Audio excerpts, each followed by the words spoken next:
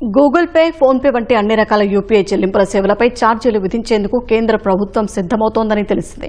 3,000 రూపాయల కన్నా ఎక్కువ చెల్లింపులపై మర్చెంట్ డిస్కౌంట్ రేట్ ఎండీఆర్ను తిరిగి ప్రవేశపెట్టాలని యోచిస్తున్నట్లు కేంద్ర వర్గాలు తెలిపాయి. బ్యాంకులు, పేమెంట్ సర్వీస్ ప్రొవైడర్ల మౌలిక సదుపాయాలు, నిర్వహణ ఖర్చు భారం తగ్గించేందుకే ఈ నిర్ణయం పేర్కొన్నాయి. మర్చెంట్ టర్నోవర్ కాక లావాదేవీ విలువ ఆధారంగా ఎండీఆర్ను అమలు చేసే దిశలో కేంద్రం చర్చలు జరుపుతోంది. గతంలో చెల్లింపులపై సర్వీస్ ప్రొవైడర్లు ఎండీఆర్ను వసూలు చేసేవి. 2020లో డిజిటల్ లావాదేవీలను పెంచేందుకు కేంద్రం జీరో ఎండీఆర్ విధానం తెచ్చింది. అయితే నిర్వహణ ఖర్చులు పెరుగుతున్నాయని బ్యాంకులు, సర్వీస్ ప్రొవైడర్లు ఆందోళన వ్యక్తం చేశాయి. ఛార్జీల వసూల వల్ల లాభాలు పెరిగి ఈ రంగంలో పెట్టుబడులు పెట్టి దీర్ఘకాలిక స్థిరత్వాన్ని సాధించవచ్చని అవి చెబుతున్నాయి. ప్రస్తుతం డిజిటల్ చెల్లింపుల్లో 80% యూపీఐ ద్వారా జరుగుతున్నాయి.